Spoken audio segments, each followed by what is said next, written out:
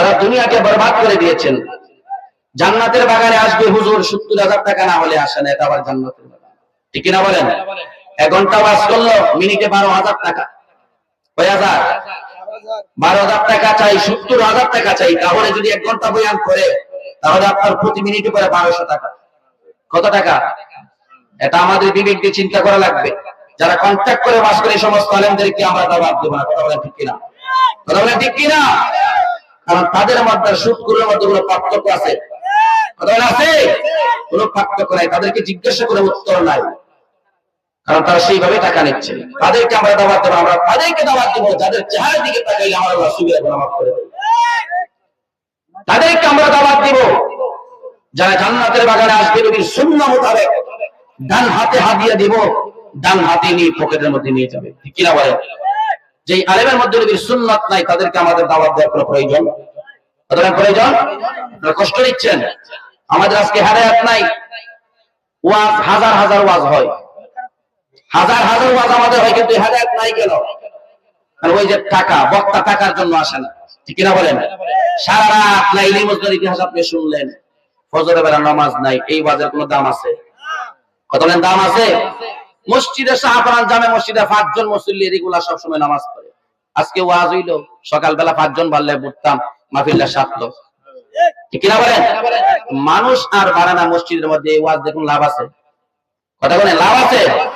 ওই আছে।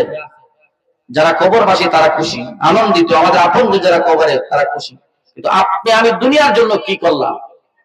লক্ষ টাকার আলেম যে টাকা দিয়ে আপনি আনলেন সে তো কথাই বললো, লক্ষ লক্ষ টাকা আপনি তাকে দিলেন, তো মনে রাখবেন তাদেরকে দিলেন, এটা আল্লাহর কাছে জবাবদিহিতা করে রাখবে, কারণ অপচয়কারী হচ্ছে শয়তানের ভাই। কথা বলেন ঠিক কিনা?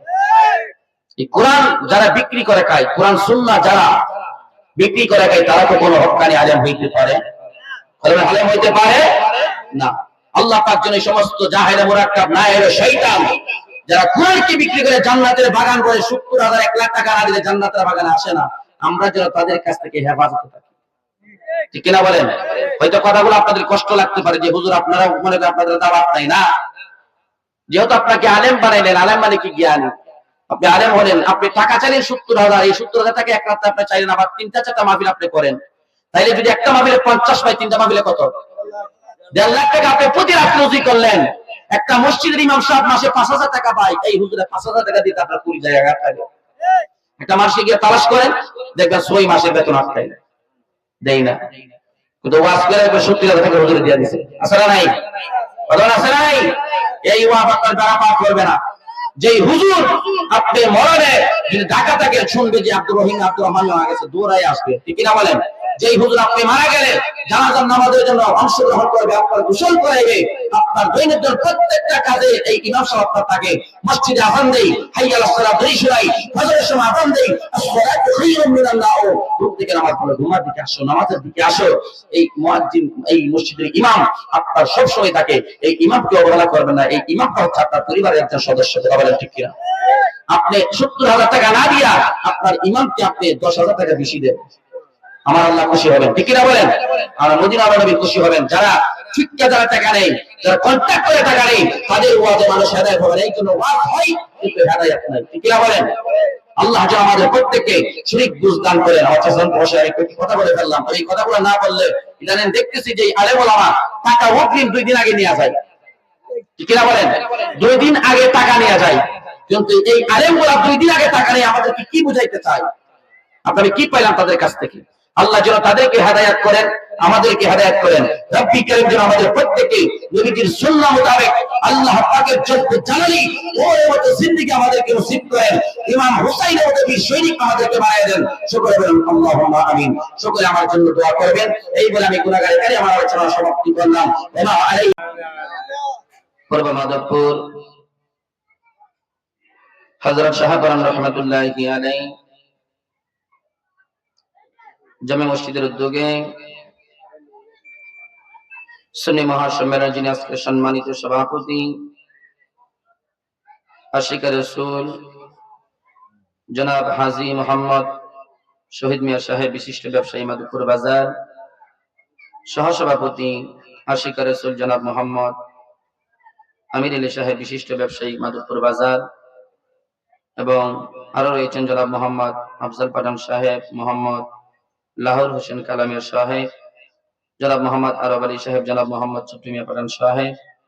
সভারত্ন রয়েছেন আশিক রসুল হযরত মাওলানা শফিকুল ইসলাম রাজামি সাহেব, সাবেক ইমাম অত্র মসজিদ, হযরত মাওলানা হাফেজ কারি ফেরদৌস আহমেদ সাহেব, ইমাম ও খতিব অত্র মসজিদ, এবং আজকের মাহফিলের প্রধান অতিথি, আজকের মাহফিলের আন্তর্জাতিক খ্যাতি সম্পন্ন মুজাহিদ আহলে সুন্নাহ আল্লামা হযরত মাওলানা ফরমান রিজভী সাহেব ভারত, প্রধান আকর্ষণ মুফাসসির কুরআন হযরত মাওলানা হাফেজ কারি আমির হোসেন রায়পুরি সাহেব নরসিংদী, বিশেষ আকর্ষণ মুফাসসির কুরআন নবযুগের দেমান্তরন্তরী বক্তা সুন্নি জামাতের নয়নমণি, যিনি আপনার আমার সুপরিচিত বক্তা হযরতুল আল্লাম হযরত মাওলানা হাফেজ মুফতি এম জাকির রহমান কাদরি আল হুসাইনি সাহেব, প্রতিষ্ঠাতা পরিচালক জামিয়াতুল মাদিনা গাউসিয়া সুন্নিয়া মাদ্রাসা ইতিমখানা গুমুটিয়া মাধবপুর পৌরসভা, এবং বিশেষ বক্তা রয়েছেন হযরত মাওলানা কারি ইমরান আলী পাঠান সুন্নি আল কাদরি সাহেব, এবং আমন্ত্রিত উলামায়ে কেরাম সহ রয়েছেন মুবাল্লিগিন উলামায়ে কেরাম, মুরব্বিয়ানে আজহাম, যুবক ভাই বাবারা, পর্দানশীন আমার মা ও বোনেরা, সকলের প্রতি আমি গুনাহগারের শ্রদ্ধাপূর্ণ সালাম। আসসালামু আলাইকুম ওয়া রাহমাতুল্লাহি ওয়া বারাকাতুহু। মহান আল্লাহ পাকের দরবারে শুকরিয়া আদায় করি যে মহান রব্বুল আলামিন আপনাকে আমাকে আজিমুস শান হযরত শাহবান রাহমাতুল্লাহি আলাইহি সুন্নি যুব সংগঠনের মাহফিলে আসার মতো বসার মতো যে সুযোগ তৌফিক করে দিলেন, সেই জন্য শুকরিয়া তান সকলে জবান করে মহব্বত করেন আলহামদুলিল্লাহ। লাখ কোটি দরুদ ও সালাম ওই নবীজির নূরানী কদম মোবারক, যিনি ইমামুল মুরসালিন, সাইয়্যিদুল মুরসালিন, শাফিউল মুজনিবিন, কথা বলেন ঠিক কিনা? যিনি হায়াতুন নবী, নূর নবী, গায়বের খবর দিন ওয়ালা নবী হুজুর পর নূর সাল্লাল্লাহু আলাইহি ওয়াসাল্লাম উম্মত বানি আল্লাহ পাক আপনাকে আমাকে এই দুনিয়ার জমিনে পাঠাইলেন, আপনি আমি আখিরি নবীর উম্মত হতে পেরেছি, এই জন্য আমরা খুশি না বেজার? কথা বলেন খুশি না বেজার? এই জন্য মহান রবের দরবারে আবার কণ্ঠটাকে উচ্চার করে দিই, উচ্চ আওয়াজে আবার জবান করে মহব্বতে পড়ি আলহামদুলিল্লাহ। আমার বাবারা, আজকের যে রজনীটা, এই রজনীটা হচ্ছে মাহে রজব 26 তারিখ দিবাগত রজনী, ঠিক কিনা বলেন? এই রজবের চাঁদে 26 তারিখ দিবাগত আল্লাহ পাক রব্বুল আলামিন তার পীরে হাবিবকে উদ্যোগ ভ্রমণে নিয়েছেন, যেখানে আদম থেকে শুরু করে ঈসা রুহুল্লাহ পর্যন্ত কেউ যেতে পারে নাই, মনোফারও পাই নাই। আপনি আমি ওই নবীর উম্মত হতে পেরেছি, আল্লাহ পাক আমাদেরকে বানিয়েছেন। এই নবীর উম্মত যারা হবে, নবীর কালিমা যারা পড়বে, আমার নবী তাদেরকে জান্নাতে না নিয়ে আমার নবী জান্নাতে যাবে না। জোরে কন্যা সুবহানাল্লাহ। আজকের এই মাহফিল হওয়াতে আমরা খুশি না বেজার? জবান করে বলেন খুশি না বেজার? আল্লাহ পাক কুরআনুল কারীমের মধ্যে ঘোষণা করেন, বিসমিল্লাহির রাহমানির রাহিম,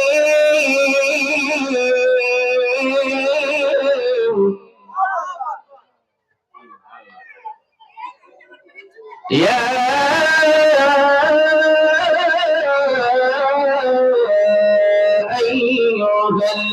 আইয়ুহাল্লাযীনা আমানু দুখুলু ফিস-সিলমি কাফা। আল্লাহু আকবার বলবেন না? আল্লাহ পাক রব্বুল আলামিন বলেন, ইয়া আইয়ুহাল্লাযীনা আমানু, হে ঈমানদার। সুবহানাল্লাহ বলেন। আমরা মুনাফিক কি করি? আল্লাহ পাক আমাদেরকে ইয়া আইয়ুহাল মুনাফিক বলে না, ঠিক কিনা বলেন? আমরা মিথ্যা কথা বলি, আল্লাহ পাক আমাদেরকে ইয়া আইয়ুহাল কাযযাব বলে নাই। আল্লাহ পাক রব্বুল আলামিন বলেন, হে ঈমানদারগণ। সুবহানাল্লাহ বলবেন না? বুঝা গেল আল্লাহ আমাদেরকে মায়া করেন, ঠিক কিনা বলেন? মায়া করেন বিদায় আল্লাহর হুকুম মানি না, তারপরে আল্লাহ আমাদেরকে নিয়ামত খাবার খাওয়ায়, ঠিক কিনা বলেন? আল্লাহ তাআলা বলেন, ইয়া আইয়ুহাল্লাযীনা আমানু, হে ঈমানদারগণ, উদখুলু, তোমরা প্রবেশ করো, দাখিল হও। সুবহানাল্লাহ বলেন। ফিস সিলমি, ইসলামের মধ্যে, কাফা, পরিপূর্ণভাবে। সুবহানাল্লাহ বলেন। কিছু মানলেন, কিছু ধরলেন, কিছু ছাড়লেন, এটাকে পরিপূর্ণ বলা? কথা বলেন পরিপূর্ণ বলা? আমার নবীকে শ্রেষ্ঠ নবী মানলেন, নবীর জাত সিফতকে মানলেন না। আমার নবী নূরের নবী, হায়াতুন নবী, জিন্দা নবী মানলেন না, বরং তো আমার নবীকে মানা হলো। কথা বলেন, নবীকে মানা হলো। আমার নবীকে আল্লাহ পাক যেমনই ভাবে সম্মান দিয়েছেন, ওয়া রাফা'না লাকা যিকরা, আমার নবীকে আল্লাহ পাক যে উচ্চ মাকাম দান করেছেন, আমার নবীকে সেইভাবে আমার নবীকে মানতে হবে। নামাজ পড়লেন, নবী এনে দিলেন, নামাজ পড়লেন আল্লাহর হুকুম। যাকাত দিলেন, হজ্জ বাইতুল্লাহ তাওয়াফ করলেন, নবী রওজায় গেলেন। কিন্তু আমার নবীকে অন্তরের চাইতে, আমার নবীকে জানের চাইতে নিজের আমার নবীকে মহব্বত করতে পারলেন না। আমার নবী বলেন, আলা লা ঈমানা লিমান লা মুহাব্বাতা লাহু, যে আমি নবীকে তার সবকিছুর চাইতে আমি নবীকে বিন্দু পরিমাণ আমি নবীকে মহব্বত করতে পারলো না, সে প্রকৃত ঈমানদার মুমিন হইতে পারলো না। জবান করে বলি আল্লাহু আকবার।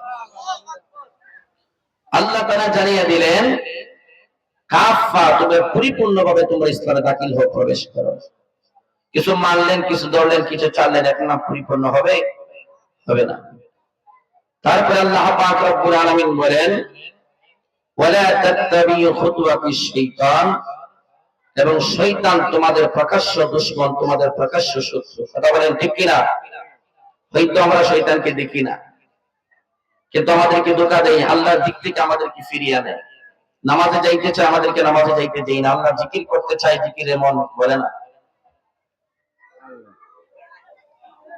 তারপরে আল্লাহ পাক রব্বুল আলামিন বলেন, ইন্নাহু লাকুম আদুউম মুবিন। আল্লাহ পাক সত্য আমাদেরকে কত নিয়ামত দান করেছেন। আল্লাহ পাক বলেন, আমি আল্লাহর নিয়ামত যখন তোমরা পাইবে, আমি আল্লাহ শুকরিয়া আদায় করবা। কেন? লা ইন শাকারতুম লা আযীদান্নাকুম, যেই বান্দা বান্দি আমি আল্লাহর নিয়ামতকে শুকরিয়া আদায় করে আমি আল্লাহ তার নিয়ামতগুলো বাড়িয়ে দিই। জোরে জোরে কোন সুবহানাল্লাহ। আল্লাহর নবী রাহমাতুল লিল আলামিন বলেন, আমি নবীকে মহব্বত করতে হবে।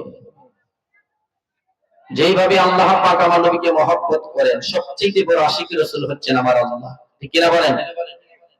শ্রেষ্ঠ রাসূলকে আশিক রাসূল হচ্ছেন আমার আল্লাহ। কারণ আমার আল্লাহ আমার নবীকে এত মহব্বত করেছেন, যেই নবীকে আমার আল্লাহ হাবিবুল্লাহ বানিয়েছেন, যেই নবীকে আমার আল্লাহ উচ্চ মর্যাদা দিয়েছেন, মর্যাদার আসনে বসিয়েছেন।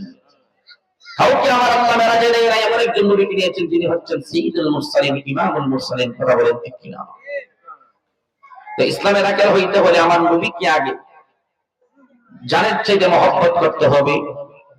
নামাজ পড়লেন, নবীকে মানলেন নাই, নামাজের কোনো দাম হবে? কোনো দাম নাই। আল্লাহর হাবিব সাল্লাল্লাহু আলাইহি ওয়াসাল্লাম এমন একজন নবী, যে নবী রাহমাতুল লিল আলামিন। স্বয়ং আল্লাহ পাক আমার নবীকে হাবিবুল্লাহ বলেছেন, কালিমুল্লাহ, আল্লাহর বন্ধু, খলিলুল্লাহ, আল্লাহর বন্ধু, সফিউল্লাহ, আল্লাহর বন্ধু। কিন্তু আল্লাহ পাক রব্বুল আলামিন জানিয়ে দিলেন, আরে মাদুপুরের মানুষ, আমি আল্লাহ তোমাদের কাছে এমন একজন হাবিব পাঠাইলাম, যে হাবিবকে পাঠাইয়া আমি তোমাদেরকে বড় রহম করেছি। কারণ আমার আল্লাহ দুনিয়ার জমিনে নিয়ামতের কোনো কম দেয় নাই। আসমানে তাকাইলে আমার আল্লাহর নিয়ামত, জমিনে তাকাইলে আমার আল্লাহর নিয়ামত, ডানে তাকাইবেন, বামে তাকাইবেন, আমার আল্লাহর নিয়ামত। কিন্তু আমার আল্লাহ তাআলা জানিয়ে দিলেন, যে মাদপুরের মানুষ, আমি আল্লাহ পাক রব্বুল আলামিন তোমাকে চোখ দিলাম, এটা নিয়ামত, জবান দিলাম, কথা বলে এটা নিয়ামত, পা দিয়ে চলো এটা নিয়ামত, হাত দিয়ে ধরো এটা তোমার নিয়ামত। যার চোখ নাই সে বোঝে চোখ কত বড় নিয়ামত। কিন্তু আমার আল্লাহ জানিয়ে দিলেন, এই বাংলাদেশের মানুষ, মাদপুরের মানুষ, আমি আল্লাহ তার চাইতে শ্রেষ্ঠ একটা নিয়ামত তোমাদেরকে দান করলাম, যে নিয়ামতের নাম হচ্ছে নিয়ামতে কুবরা। ওই নিয়ামতটা অন্য কেউ না, ওই নিয়ামতটা হলো আমার নবী, আপনার নবী রাহমাতুল লিল আলামিন। জবান খুলে মহব্বতে বলেন না আল্লাহু আকবার। আর জবান খুলে বলেন না ইয়া রাসূলুল্লাহ, ইয়া রাসূলুল্লাহ, আমি তোমার প্রেমের ভিখারি, ইয়া হাবিবাল্লাহ, আমি তোমার প্রেমের ভিখারি, ইয়া রাসূলুল্লাহ, আমি তোমার প্রেমের ভিখারি, ইয়া হাবিবাল্লাহ, আমি তোমার প্রেমের ভিখারি তোমার প্রেমের গরসুর নাই যে তুলনা নাই যে তুলনা গরসুল নাই যে তুলনা তোমার প্রেমে জিন্দা হইল ওস্তমে হান্না ইয়া রাসূলুল্লাহ আমি তোমার প্রেমের ভিখারি ইয়া হাবিবাল্লাহ আমি তোমার প্রেমের ভিখারি তোমার প্রেমেতে আমার কলি জয়ঙ্গার ধরসুল কলি জয়ঙ্গার একা দিয়ে শান্ত করো সাকিয়ে কাউসার ইয়া রাসূলুল্লাহ দেখা দিয়ে শান্ত করো সাকিয়ে কাউসার ইয়া রাসূলুল্লাহ আমি তোমার প্রেমের ভিখারি ইয়া হাবিবাল্লাহ আমি তোমার প্রেমের ভিখারি জব ওঠাও দিদারে দেখাও দন্ন করো মোরে দন্ন করো মোরে ঘরে শোনো দন্ন করো মোরে তোমার দিদার বিহনে পরাণ যে বাঁচে না ইয়া রাসূলুল্লাহ আমি তোমার প্রেমের ভিখারি ইয়া রাসূলুল্লাহ ইয়া হাবিবাল্লাহ আমি তোমার প্রেমের ভিখারি জোরে জোরে কন্না আল্লাহু আকবার আরে মহব্বতে বলে ইয়া রাসূলুল্লাহ বন্ধুরা আমার বাবারা ও আমার মাদবপুরের বাবারা নবীর মহব্বত নিয়ে বসে যান রাস্তাঘাটে যারা ঘোরাফেরা করতেছেন দোকান পাটে না পয়সা আমার নবীর মহব্বত আজকে রজনীকে স্মরণ করে এই জান্নাতের বাগানে বসে যাবেন আমার বাবা দুনিয়ার জমিনে আপনার আমল কম হইতে পারে যদি অন্তরে হত্যা রাসূল থাকে আমার নবীর মহব্বত যদি থাকে আমার নবী কই আমি নবী তোমার চেহারা দিকে তাকাইব না আমি নবী তোমার সুন্দর চেহারা দিকে তাকাই না আমি নবী তাকাই তোমার অন্তরে তোমার মনের দিকে কথা বলেন ঠিক কিনা এই জন্য আমার মাদবপুরের বাবা রাস্তাঘাটে সময় না দিয়ে জান্নাতের বাগানে বসে যান হতে পারে রে বাবা এই মাহফিলটা আজকে জীবনের শেষ মাহফিল হইতে পারে জীবনে কত নসিহত শুনলেন জীবনে কত বয়ান শুনলেন কিন্তু আমার নবীর মহব্বতের কথা এই জান্নাতের বাগানে বসে শুনে যান যদি আজকে রাত্র আপনার আমার জীবনের শেষ রাত্র হয় আগামীকাল আপনি আমি থাকবো কবরে আপনি আমি কবরের বাসিন্দা হয়ে যাব আর যেই কবরে দাদা চলে গেল যেই কবরে মা চলে গেল যেই কবরে আপন মানুষগুলা চলে গেল এই মানুষগুলার সঙ্গে আপনার আমার সাক্ষাৎ নাই আজকে আপনি আমি মনে করি অনেকদিন আপনি আমি বাঁচবো কিন্তু রে বাবা হায়াতের মালিক দুনিয়ার কোন এমপি মন্ত্রী না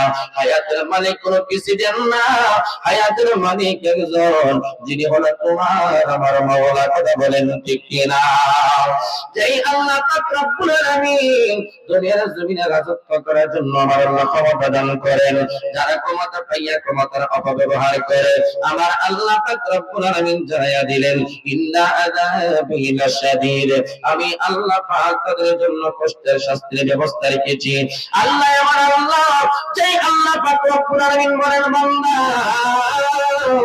আমি আল্লাহ তোকে দুনিয়ার জমিনে পাঠাইলাম আমি আল্লাহ পাক তোকে নিয়ামত দান করলাম আমি আল্লাহর কোন নিয়ামতকে তুই স্বীকার করতে পারবি না যেদিকে তাকাইবি আমি আল্লাহর নিয়ামত দেখবি আর আমি আল্লাহর নিয়ামত দেখে শুকরিয়া আদায় কর আমি আল্লাহর নিয়ামত ভোগ করে শুকরিয়া আদায় কর না শুকরিয়া বান্দা হইও না কারণ আমার আল্লাহ পাক রব্বুল আলামিন সূরাতুল আর-রহমানে আমার আল্লাহ জানাইয়া দিলেন ফাবি আই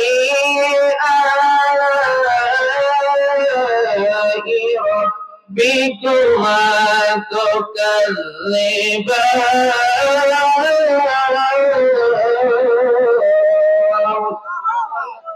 আল্লাহ পাক রব্বুল আলামিন জানিয়ে দেয়, বান্দা আমি আল্লাহর কোন কোন নিয়ামতকে তুই স্বীকার করবি, আমি আল্লাহর কোন নিয়ামতকে স্বীকার করার মতো তোর ক্ষমতা নাই। এই জন্য আমার মাদক পড়ে বাবা, আল্লাহ পাক দুনিয়ার জমিনে যত নিয়ামত দান করলো, এই নিয়ামত পাইয়া নিয়ামতের শুকরিয়া আদায় করো। আল্লাহর নিয়ামতের শুকরিয়া আদায় যদি তুমি করো, সেই 3.5 হাত কবর, 10 তলা বিল্ডিং এর মালিকের জন্য যে কবর, রাষ্ট্রপতির জন্য যে কবর, প্রধানমন্ত্রীর জন্য যে কবর, বক্তার জন্য যে কবর, শ্রোতার জন্য যে কবর, আমার আল্লাহ তাআলা বান্দারে, আমি আল্লাহ বড় মায়া করে তাদেরকে বানাইলাম, আমি আল্লাহ বড় মহব্বত করে তাদেরকে বানাইলাম। আমার আল্লাহ কয় বান্দা, আমি তাদেরকে জাহান্নামের আগুনে জ্বালাইবার জন্য বানাই নাই, আমি আল্লাহ তাদেরকে জান্নাতের ভিতরে পাঠানোর জন্য আমি আল্লাহ একটা জান্নাত বানাইলাম। এই একটা জান্নাতের ভিতরে আমি আল্লাহ সর্বশ্রেষ্ঠতম একটা জান্নাত দান করলাম, যেই জান্নাতের নাম হলো জান্নাতুল ফিরদাউস। জবান খুলে বলেন না আল্লাহু আকবার। ইন্নাল্লাযীনা আমানু ওয়া আমিলুস সালিহাতি কানাত লাহুম জান্নাতুল ফিরদাউস। আল্লাহ পাক রব্বুল আলামিন বলেন, আমি আল্লাহ এমন জান্নাত বানাইলাম, যে জান্নাত 8টা জান্নাতের মধ্যে সর্বশ্রেষ্ঠতম জান্নাত। এই জান্নাতের নাম হলো জান্নাতুল ফিরদাউস। আরে বাবা, দুনিয়ার জমিনে আমরা যত অহংকার করি না কেন, যত আমরা তাকাব্বুরি করি না কেন, 10 তলা বিল্ডিং এর মালিক যে কবরে যায়, রাস্তার ফকির সেই কবরে যায়, 10 তলা বিল্ডিং এর মালিক, 20 তলা বিল্ডিং এর মালিক, লক্ষ কোটি টাকার গাড়ি যে মানুষটা চড়ে, ওই মানুষটার জন্য 3.5 হাত কবর। আর যেই মানুষটা বাজারে লেবারের কাজ করে, দিন মজুরের কাজ করে, এই মানুষটার জন্য 3.5 হাত কবর। ওই মানুষটার জন্য 3.5টা কাপড়, ওই মানুষটার জন্য 3.5টা কাপড়। কারো কোনো কমতি নাই, কোনো বৃষ্টি নাই। কথা বলেন ঠিক কিনা? আপনারা আমার যেই কবরে রাখবে, ওই মাটির উপরে তাইকা আল্লাহ নিয়ামত খাইয়া নাফরমানি করতেছো। আল্লাহ জানায় দে মাধবপুরের মানুষ, আমি আল্লাহ নিয়ামত পাইয়া শুকরিয়া আদায় করো। কারণ মাটির উপরে তাইকা আমি আল্লাহ নাফরমানি করতেছো, মাটির উপরে তাইকা আমি আল্লাহকে তুমি গালি দিতেছো। কিন্তু জানো না আমি আল্লাহ কেমন আল্লাহ? আমি আল্লাহ এমন আল্লাহ বান্দা, আমি আল্লাহর সঙ্গে গাদ্দারি করিও না। আমি আল্লাহ যুগে যুগে প্রমাণ দিয়ে দিলাম, আল্লাহ যুগে যুগে প্রমাণ দিলেন, ইতিহাস সাক্ষী রাখলো। ফেরাউনকে আমার আল্লাহ ক্ষমতা দান করলেন, কিন্তু ফেরাউনকে আমার আল্লাহ সুস্থ পর্যন্ত বানাই নাই। ফেরাউনের কোনদিন আমার আল্লাহ জ্বর সর্দি দেয় নাই। 40টা বছর ফেরাউন রাজত্ব করেছে, ফেরাউনকে আমার আল্লাহ কোনো সুস্থ বানাই নাই। এটা কার নিয়ামত? কথা বলেন, কার নিয়ামত? কিন্তু আমার আল্লাহ নিয়ামত পাইয়া ফেরাউনের ক্ষমতা পাইয়া ক্ষমতার অপব্যবহার করলো। নমরুদকে আমার আল্লাহ ক্ষমতা কম দেই নাই রে মাধবপুরে বাবা, ক্ষমতা পাইয়া নমরুদে ক্ষমতার অপব্যবহার করলো। সাদ্দাতকে আমার আল্লাহ ক্ষমতা কম দেই নাই, কিন্তু সাদ্দাতে ক্ষমতা পাইয়া ক্ষমতার অপব্যবহার করলো। আমার আল্লাহ জানিয়ে দেয়, আমি আল্লাহ পাক রব্বুল আলামিন, যারা আমি আল্লাহর সঙ্গে গাদ্দারি করবে, আমি আল্লাহ জানিয়ে দেয়, ওয়া মা কারু ومكر الله والله خير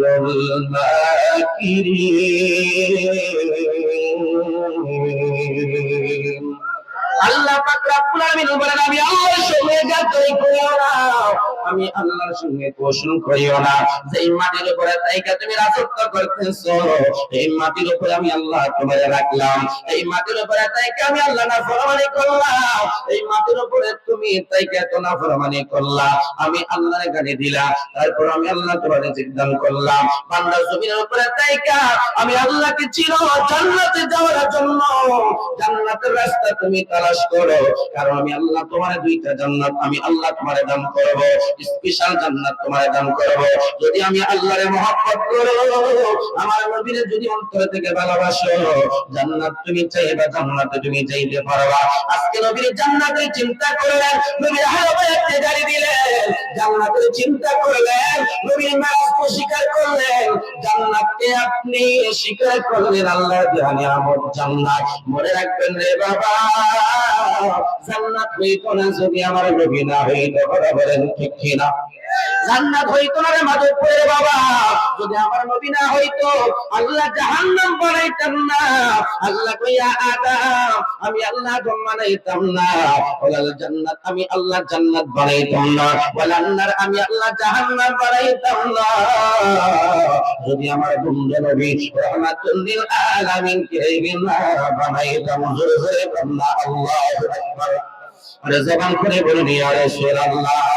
হায়রে আমার মাধবপুরের বাবা, এই মাটির উপরে তাইকে তুমি আল্লাহর সঙ্গে গাদ্দারি করো, এই মাটির নিচে তুমি যেদিন যাইবা আমার নবী ডাক দিয়া কই এই কবরটা কার জন্য হবে জাহান্নামের গর্ত, আবার কার জন্য হবে জান্নাতের বাগান। এই কবরের মধ্যে যখন তুমি যাইবা কবরের মধ্যে মাটি এমন তোমার চাপা মারবে রে, এই কবরের মাটির উপরে তাইকা কত মানুষের হক নষ্ট করলাম, আল্লাহর হক নষ্ট করলাম। হক করলা আল্লাহর হক, হক কল কিবা হলো বান্দার হক, আল্লাহর হক নষ্ট করলা। নামাজ পড়া নাই, মসজিদে যাও নাই, তোমার উপর আমার আল্লাহ হজ্জে বাইতুল্লাহ ফরজ করেছেন, জীবনে একবার হজ করবা, হজ করা নাই। তুমি দুনিয়ার জমিনে অশান্তি তৈরি করেছো, মানুষের হক নষ্ট করলা, সঠিক বিচার তুমি করো নাই। দুনিয়াতে আল্লাহ তোমার সরদার বানাইলো, আল্লাহ তোমার ক্ষমতা দেওয়ার পরে টাকা খাইয়া কালার পাল্টাইয়া গরিব মানুষের গরিব বানাইয়া আল্লাহ তোমার ক্ষমতা দিও। আল্লাহ কই না রে বান্দা না, আমি আল্লাহ তোমার ক্ষমতা দিলাম, এটা আমি আল্লাহ একটা পরীক্ষার মধ্যে তোমার ফালাইলাম। অনেক মানুষ আমার আল্লাহ টাকা দেয়, এই টাকা দিয়ে আমার আল্লাহ বান্দারে পরীক্ষা করে, আমার আল্লাহ সন্তান দিয়ে আমার আল্লাহ পরীক্ষা করে, সন্তান দিয়েও আমার আল্লাহ পরীক্ষা করে। আমার আল্লাহ যারা রে মাধবপুরের মানুষ, আমি আল্লাহ পাক রব্বুল আলামিন তোমাকে প্রত্যেকটা নিয়ামত দান করলাম, আমি আল্লাহ তোমাকে যৌবন দান করলাম, এই যৌবনটা কোন রাস্তায় তুমি ব্যয় করলা আমি আল্লাহর কাছে তোমাকে হিসাব দেওয়া লাগবে। তোমাকে আমি আল্লাহ পাক চোখ দিলাম, এই চোখগুলা কোন কাজে তুমি লাগাইলা আমি আল্লাহর কাছে তোমাকে হিসাব দেওয়া লাগবে। আমি আল্লাহ পাক রব্বুল আলামিন তোমাকে আমি আল্লাহ যে নিয়ামত দান করলাম এই নিয়ামতের হিসাব আমি আল্লাহর কাছে তোমাকে জান্নাত জান্নাত পরিমাণ দেওয়া লাগবে। আল্লাহ পাক কুরআনুল কারীমের মধ্যে জানিয়ে দিলেন ফামাইয়ামাল قال ذرة خيرا يرى ومن يعمل مثقال ذرة شرا يرى। জবান করে বলেন আল্লাহু আকবার। যারা যারা পরিমাণ হিসাব আমি আল্লাহর কাছে দেওয়া লাগবে। বাসার কোনো উপায় নেই রে বাবা, আজকে মানুষ যদি বিপদের মধ্যে পড়ে এই মানুষ একজন মানুষের কাছে যাইলে মানুষ উপকার করে, কিন্তু আমার আল্লাহ বলেন কবরের মধ্যে যখন মানুষ গোনা ছেড়ে যায় ওই মানুষের উপকার করার মতো কোনো ক্ষমতা আসেনি। কথা বলেন আসেনি? কোন ক্ষমতা আমার আল্লাহ কই নাই, কিন্তু দুনিয়াতে আল্লাহ তোমার ক্ষমতা দান করলো, তুমি সরদার হইলা, মেম্বার হইলা, চেয়ারম্যান হইলা, উচিত তাইকে তুমি সঠিক বিচার করবা। আল্লাহ তোমার রাষ্ট্রপতি বানাইলো, রাষ্ট্রের দিক নির্দেশনা তুমি করবা, সঠিক পথে তুমি থাকবা। আমার আল্লাহ রাব্বুল আলামিন বলে দিয়েছেন লা আল হক ওয়া যাহাকাল বাতিল ইন্নাল বাতিলা কানা যাহুকা। তুমি সত্যের মধ্যে থাকবা, তোমাকে আমার আল্লাহ জয়লাভ জয়মালা করাইবে। আর যদি তুমি বাতিলের পথে চলে যাও আমার আল্লাহ পাক তোমাকে ধ্বংস করে দিবে। কথা বলেন ঠিক কিনা? আল্লাহর নবী রাহমাতুল আলামিন জানায় যে উম্মত সেই মানুষটা কবরের মধ্যে যাবে দুনিয়ার জমিনে নাফরমানি করলো, আল্লাহর সঙ্গে গাদ্দারি করলো, এই 2 মাসের মাটি এমন চাপ দিবে, 2 পাশের মাটি এক পাশের হাড় অপর পাশের সঙ্গে আজাইয়া দিবে, হাড়গুলো চুরমার হয়ে যাবে। ওই মানুষটা কাঁদবে, দুনিয়ার কেউ তার কষ্টের ভাগীদার হবে না, দুনিয়ার সন্তান সন্ততি তার টাকার ভাগীদার হবে, দুনিয়ার সন্তান সন্ততি তার জমির ভাগীদার হবে।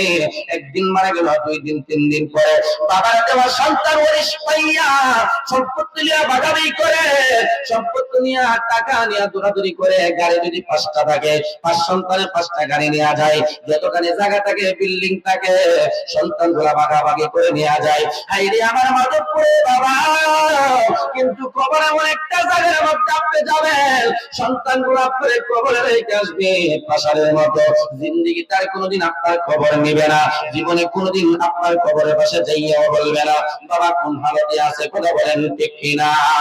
কিন্তু আমার নবী রাহমাতুল আলামিন বলেন এই কবরটারে যদি তুমি দুনিয়ার জমিনে জান্নাতের বাগান বানাইতে চাও আমার আল্লাহর নিয়ামত পাইয়া শুকরিয়া আদায় করো, বেশি বেশি আল্লাহর জিকির করো। আফদালু যিকরি লা ইলাহা ইল্লাল্লাহ, আল্লাহর জিকিরে বেশি বেশি করো। বান্দা আমার আল্লাহ তোমার বেশি বেশি নিয়ামত দান করবে, কারণ এমন আল্লাহ পাক নিয়ামত দান করেন যেই আল্লাহর কাছে কোনো কৃপণতা নাই। কথা বলেন ঠিক কিনা? আল্লাহর কাছে কোনো কৃপণতা নাই। আজকে বাংলাদেশের মধ্যে, আমাদের একসময় বাংলাদেশের মধ্যে সর্বশ্রেষ্ঠ ধনী ছিলেন, যার নাম ছিল জহিরুল ইসলাম। বাইজিদপুরের মধ্যে যার স্থান, যার বাড়ি ছিল। আজকে জহিরুল ইসলামের টাকা পয়সা কোথায় গেল? কিন্তু আজকে এই বাইজিদপুরের মধ্যে গেলে দেখা যায় বাইজিদ বোস্তামি, ওই বাইজিদ মাস্তান যিনি জহিরুল ইসলাম তিনি ছিলেন। আজকে বাইজিদপুরে যাইলে দেখা যায় কিশোরগঞ্জের জমিনের মধ্যে উনার কবরটা দেখা যায়, কিন্তু ওই লোকটা আজকে দুনিয়াতে নাই। কোথায় গেল তার টাকা? কোথায় গেল তার বাড়ি গাড়ি? কোথায় গেল তার সুন্দর নারী? সবগুলা শেষ হয়ে গেল, এক নিমিষে কবরের মধ্যে সে চলে গেল। কথা বলেন ঠিক কিনা? আপনি লক্ষ টাকার মালিক হইতে পারেন না বাবা, এই নিঃশ্বাসের কোনো বিশ্বাস নাই। ব্যাংকের মধ্যে লক্ষ টাকা রাখলেন, এই টাকা আপনার কোনো উপকারে আসবে না। আপনি টাকা এক টাকা সঙ্গে নিয়ে যাইতে পারবেন না। আপনি এই টাকা রাখলেন, মাহফিলের জন্য টাকা চাইলে আপনি দিলেন না, 10 টাকা চাইলে আপনি দিলেন না, 500 টাকা চাইলে আপনি দিলেন না। দিবেন কিসের জন্য? ব্যাংকের মধ্যে রাখলেন, আপনি মনে করলেন আমি 1000 বছর বাঁচবো, এটা আমাদের মনের ধারণা। কিন্তু কালকে মারা যাইতে পারেন, আজকে মারা যাইতে পারেন, এই গ্যারান্টি আপনি আমি কেউ দিতে জানি না। কারণ আপনার হায়াতের মালিক কেউ না। জবান খুলে বলেন হায়াত মতের মালিক কে? হায়াত মতের মালিক পৃথিবীর কেউ না। হায়াত মতের মালিক হলো আমার আল্লাহ রাব্বুল আলামিন। সেই আল্লাহ পাক রব্বুল আলামিন যখন মালাকুল মউত আজরাইলকে ঈমানদারের কাছে পাঠায়, এটা একটা হালতে পাঠায়, বেঈমানের কাছে পাঠায় আর একটা হালতের মধ্যে পাঠায়। এই আমার মাধবপুরের বাবা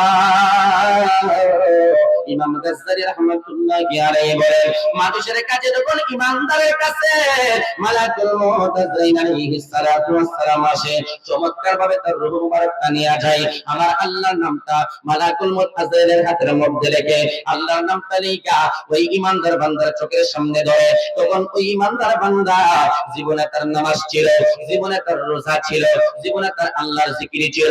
আমরা আজকে আল্লাহর জিকির করলে অনেকে আমাদেরকে বন্ধ করে। কথা বলেন আছে না নাই? অনেকে আমাদেরকে বেদাতের ফতোয়া দেয়, কিন্তু আল্লাহ পাকের জিকির যে করবে সকাল কি সন্ধ্যা, আমার আল্লাহকে আমি আল্লাহ বেশি বেশি তার নিয়ামত দান করব। সেই বান্দাকে আমি আল্লাহর নিয়ামত দেবে, আমি আল্লাহর জিকির করবে। আমি আল্লাহ পাক রব্বুল আলামিন যেদিন বান্দার মালাকুল মউত আজরাইল যেদিন তার সামনে হাজির হয়ে যাবে রে, মালাকুল মউত আজরাইল আমার আল্লাহর ইসমে নামটা হাতের মধ্যে লিখবে, আলিফ লাম লাম হা। এই নামটা লেখা ঈমানদারের চোখের সামনে যখন ধরবে, ঈমানদার মার কোলের মধ্যে সন্তান শিশু যেভাবে দুধ পান করতে করতে ঘুমায়া যায়, ওই ঈমানদারটা আমার আল্লাহ পাক রব্বুল আলামিনের মালাকুল মউত আজরাইল সেইভাবে তার রূহটা কবজ করে নিয়ে যায়। জবান খুলে বলুন না আল্লাহু আকবার। আল্লাহর নবী রাহমাতুল্লাহ আলাইহি বলেন, যদি ঈমানদারের মনন তুমি মরতে চাও, তাহলে আমার আল্লাহ পাক রব্বুল আলামিনের নিয়ামত পাইয়া এই নিয়ামতের শুকরিয়া তুমি আদায় করো। এই নিয়ামত পাইয়া নিয়ামতের নাফরমানি তুমি করিও না। আমার আল্লাহ পাক রব্বুল আলামিন কেমন আল্লাহ, যেই আল্লাহ মালাকুল মউত আজরাইল আমার নবী এই মারাজের মাসের মধ্যে 26 তারিখ দিবাগত রজনী আল্লাহর নবীর আমার আল্লাহ উর্দু ভ্রমণে নিয়েছেন। যেই নবীকে আমার আল্লাহ দান করেছেন, লাকাদ মান্নাল্লাহু আলাল মুমিনিনা ইয বা'আসা ফীহিম রাসূলা। যেই নবীর ব্যাপারে আমার আল্লাহ কোরআনে বলেছেন, ইন্না আনজালনাহু, আমার আল্লাহ পাক রব্বুল আলামিন যেই নবীর ব্যাপারে আমার আল্লাহ জানিয়ে দিলেন, ইয়া আইয়ুহান নাবিয়্যু ইন্না আরসালনাকা শাহিদাও ওয়া মুবাশশিরাও ওয়া নাযীরা। যেই নবীর ব্যাপারে আমার আল্লাহ তাআলা কোরআনে জানিয়ে দিলেন, লাকাদ জাআকুম রাসূলুম মিন আনফুসিকুম।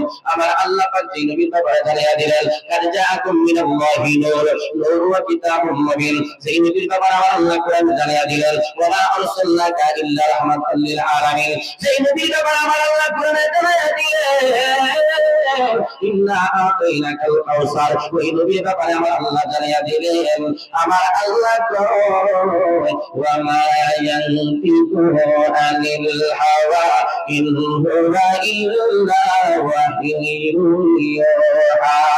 জবান করে বলেন না আল্লাহু আকবার। কুরআনের এমন কোন জায়গায় নাই যেই জায়গার মধ্যে আমার নবী সাল্লাল্লাহু আজকে যে মানুষ আমার নবীর শান্তি কাটু করতে চাই, মনে রাখবেন তারা কালার পাইয়া ডলার কাইয়া তারা কালার পাল্টাই ফেলেছে। কথা বলেন ঠিক কিনা? কিন্তু আল্লাহর কোরআন যেমনি ছিল আল্লাহর কোরআন তেমনি আছে। বক্তা কালার ডলার কাইয়া কালার পাল্টাইতে পারে, কিন্তু আমার নবী রাহমাতুল লিল আলামিন বলেন যেই উম্মত যেই উম্মিতা আমার নবীর মহব্বত করে, আমার নবী তারে ছাড়া আল্লাহ কই জান্নাতে যাবে না। ঘুরে ঘুরে কন্যা ইয়া রাসূলুল্লাহ। আল্লাহ রাব্বুল আলামিন যে মালাকুল মউত আজরাইল আমার নবী মারা গেলেন, এই মারাজের রজনীতে যখন আমার নবী উদ্দেপ্রমাণে গেলেন, যাওয়ার পরে জিবরাইল আলাইহিস সালামকে আমার নবী বিশাল আকৃতিতে একটা মানুষ দেখলেন। আমার নবী রাহমাতুল লিল আলামিন ডাকতে কই জিবরাইল রে, ও জিবরাইল, এই বিশাল বড় সুরতের এই লোকটাকে আমার নবী রাহমাতুল লিল আলামিনকে জিবরাইল ডাক দিয়া কই ইয়া রাসূলুল্লাহ ইয়া হাবিবাল্লাহ, নবী গো আপনি নবী জানার পর আমার কেন আপনি বলেন? আমার নবীকে জিবরাইল তুমি বলো না।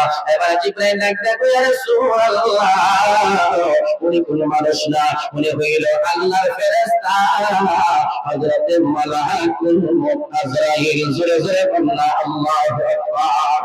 আমার নবী কই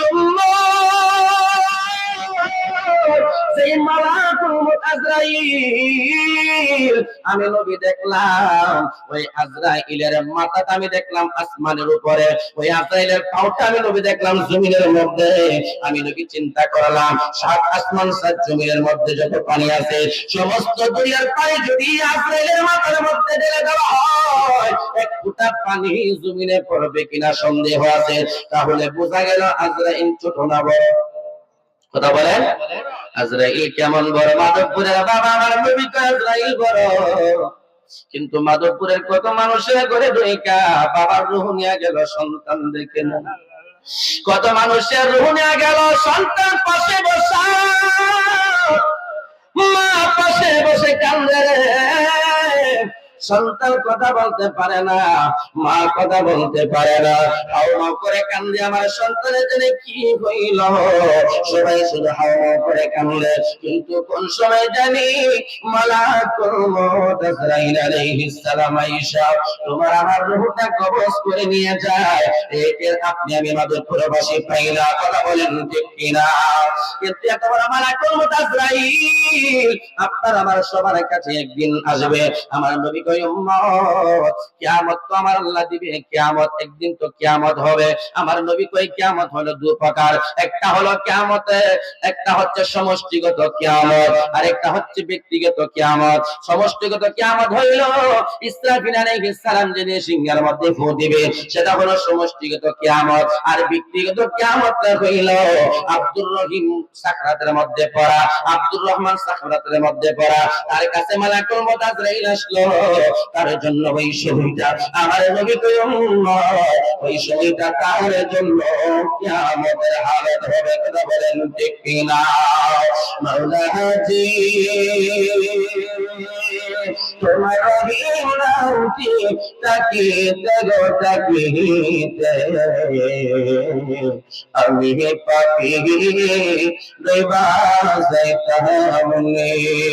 আরে মাওলা জি তোমার রহিম নামটি তাকিতে গো তাকিতে আমি পাপি দইবা যাইতাম মনে। আরে কর্মী রহিম নামতে তোমার করিমে রহিম নামতে তোমার আল্লাহ কাদের গুনি আমি পাপি দইবা যাইতাম গফুরুল্লাহ ইমানাম তোমার গুনাহগারকে উদ্ধারিতে তুমি দয়াবান। মাওলা তুমি দয়া না করিলে মালিক,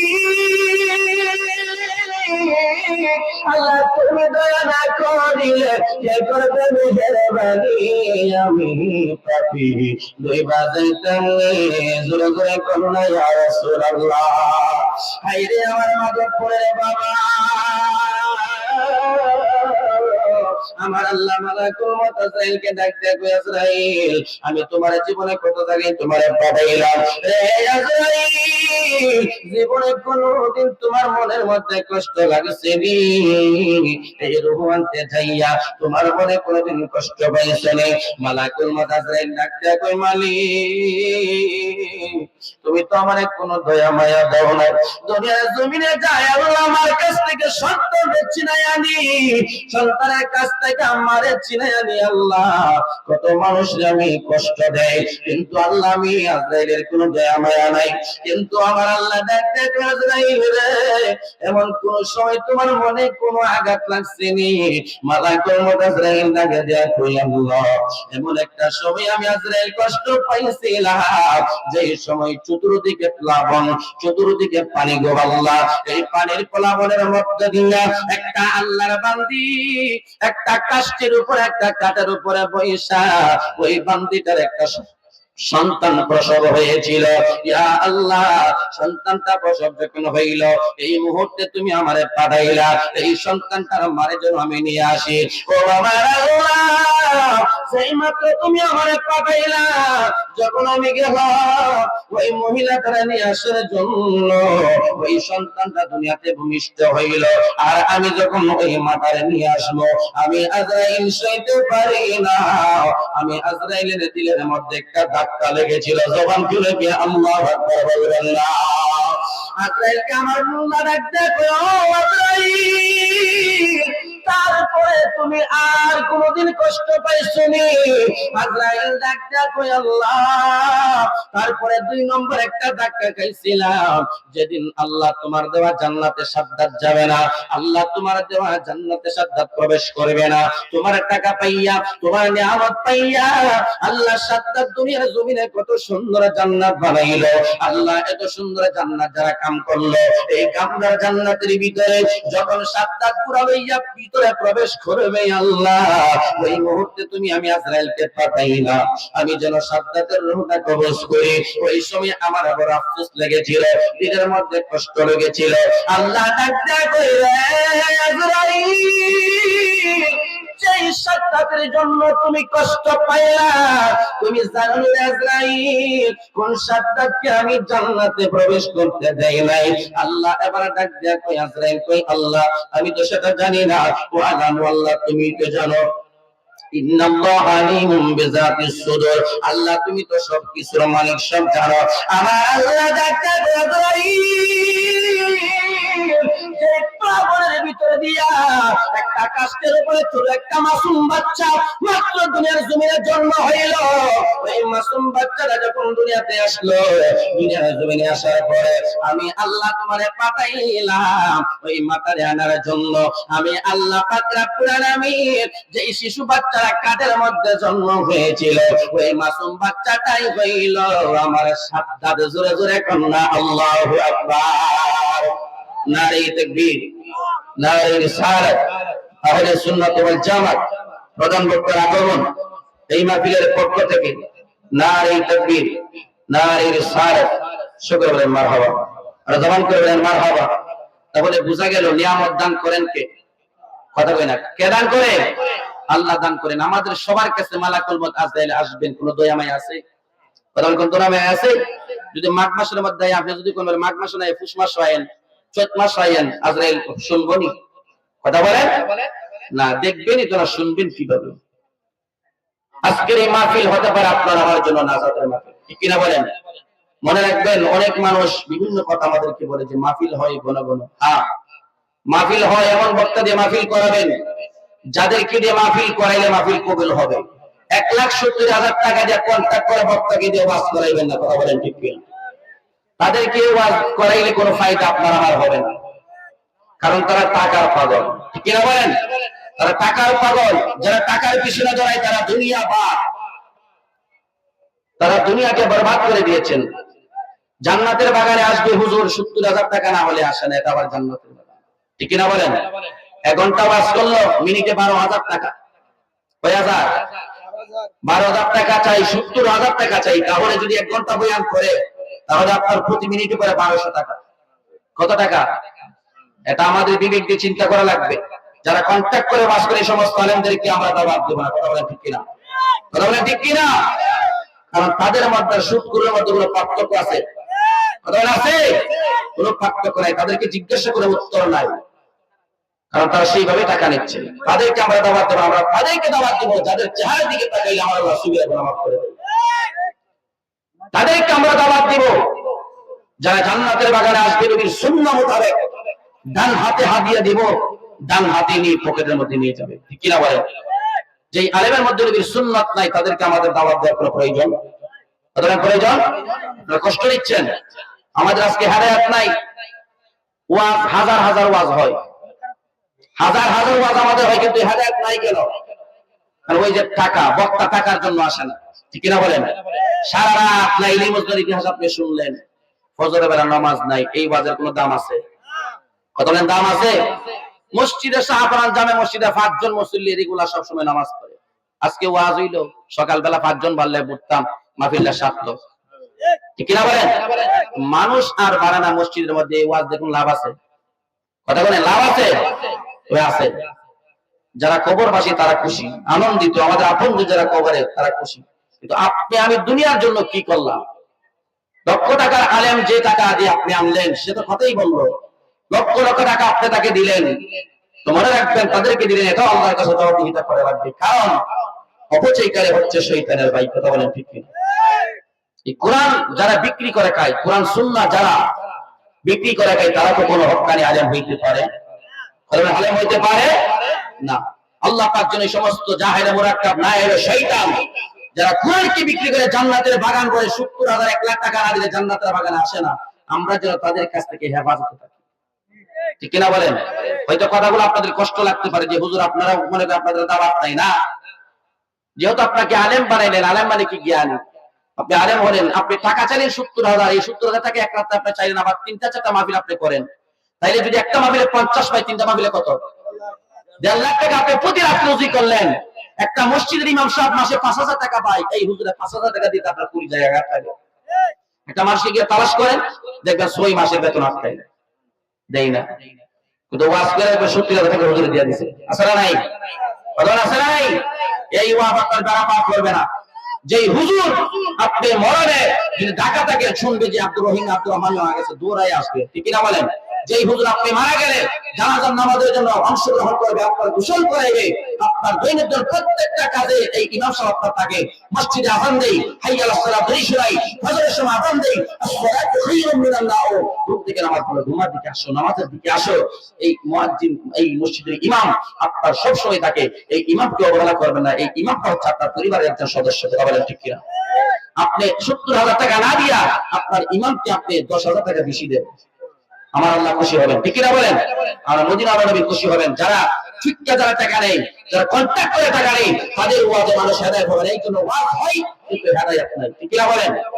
আল্লাহ যেন আমাদের প্রত্যেককে সঠিক বুঝ দান করেন। আমি কথা বলে ফেললাম, এই কথাগুলো না বললে ইদানিং দেখতেছি যে আলেম ওলামা টাকা অগ্রিম 2 দিন আগে নিয়ে যায়, ঠিক কিনা বলেন? 2 দিন আগে টাকা নিয়ে যায়, কিন্তু এই আলেমগুলা 2 দিন আগে টাকা নিয়ে আমাদেরকে কি বুঝাইতে চায়? আপনারা কি পাইলাম তাদের কাছ থেকে? আল্লাহ যেন তাদেরকে হেদায়েত করেন, আমাদেরকে হেদায়েত করেন। রব্বি কারীম যেন আমাদের প্রত্যেককে নবীজির সুন্নাহ মোতাবেক আল্লাহ পাকের জন্য জানালি ওর মতো জিন্দেগি আমাদেরকে নসিব করেন। ইমাম হুসাইনের মতো বীর সৈনিক আমাদেরকে বানায় দেন। শুকর বলেন আল্লাহুম্মা আমিন। সকলে আমার জন্য দোয়া করবেন। এই বলে আমি গুনাহগার আমার আলোচনা সমাপ্তি করলাম। ওয়া আলাইনা